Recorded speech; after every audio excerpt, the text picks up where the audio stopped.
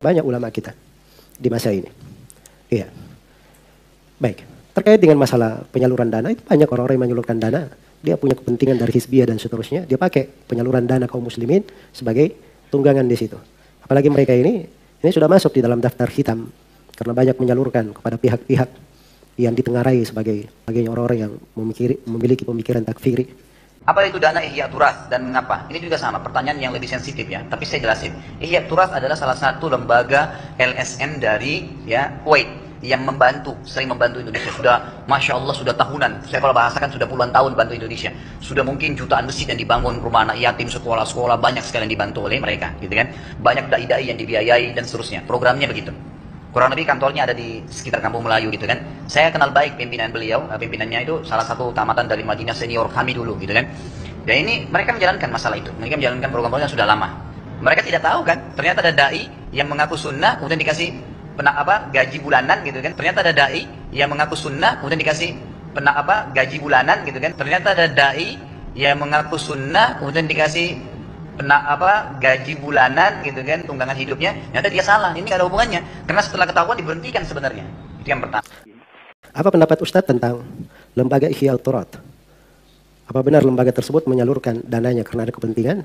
Kalau yang ditanyakan Ihya Turat yang berada di Kuwait, ini lembaga tidak ada yang meragukannya bahwa dia adalah lembaga hizbiyah yang mereka menyuruhkan di dalamnya berbagai penyelisihan syariat, dan telah diingatkan tentang bahaya hizbiyah dari Ihya Turat ini oleh banyak ulama kita di masa ini.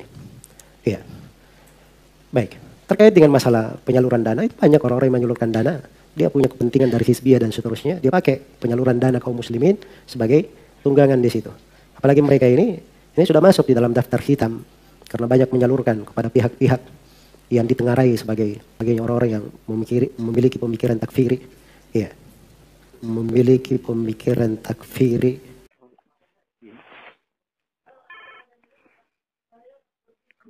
Naam. Assalamualaikum. Waalaikumsalam warahmatullahi wabarakatuh.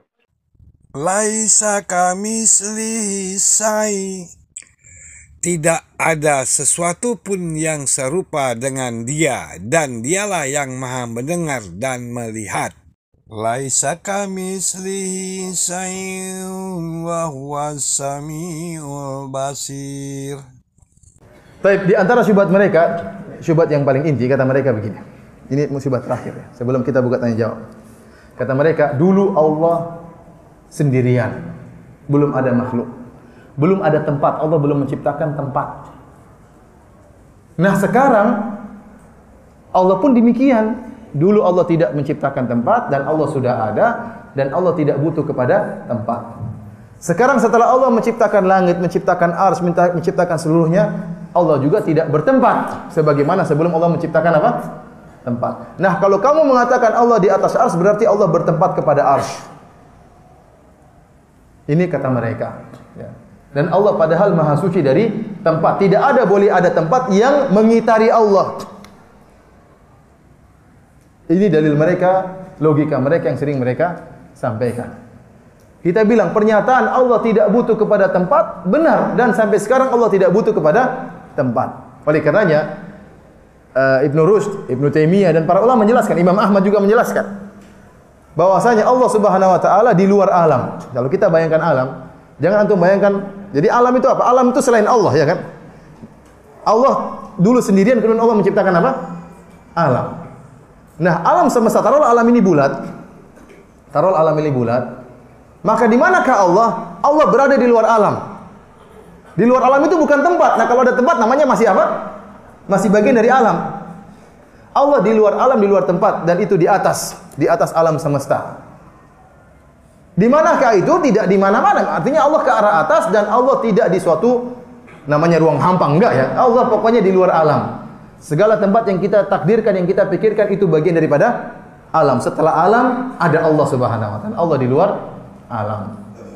Jadi jangan kita bayangkan, berarti kalau kita mengatakan Allah di atas arsy, melazimkan Allah itu berada di suatu tempat. Tidak demikian. Tetapi Allah di atas melazimkan Allah berada di luar alam semesta ini. Dan semua yang dinamakan tempat, baik ruang hampa dan yang lainnya, adalah bagian daripada alam semesta. Bagaimana ya tidak bisa kita bayangkan. Wong antum saja tidak tahu di mana ujung langit. Antum tahu di mana ujung langit? Tidak akan bakalan tahu. Oleh karenanya sebaiknya kita pasrah dengan hadis-hadis dan ayat-ayat, karena kalau kita mengingkari ya akidah ini berarti terlalu banyak ayat yang kita ingkari, terlalu banyak yang kita takwilkan, dan ini melazimkan terlalu banyak hadis yang kita. Imam Abu Hanifah berkata, orang yang membatasi Allah dengan arah atas atau bawah maka telah kafir. Allah tidak berubah dan tidak pindah, berubah dan berpindah tempat hanya sifatnya makhluk. Allah sudah ada dan tak ada apapun selain Dia. Hadis riwayat Bukhari.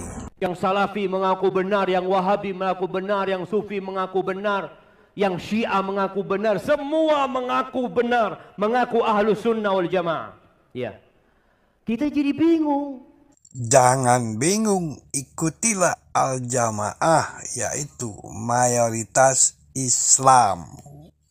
Mayoritas Islam Allahnya Maha Suci, yaitu bersih dari sifat-sifat makhluk, tidak bertempat, tidak berarah, tidak bermasa, tidak berjisim. Allah wujud. Laisa kamitslihi syai'. Tidak ada sesuatu pun yang serupa dengan Dia, dan Dialah yang Maha mendengar dan melihat. Laisa kamitslihi syai'un wa huwas samiul basir.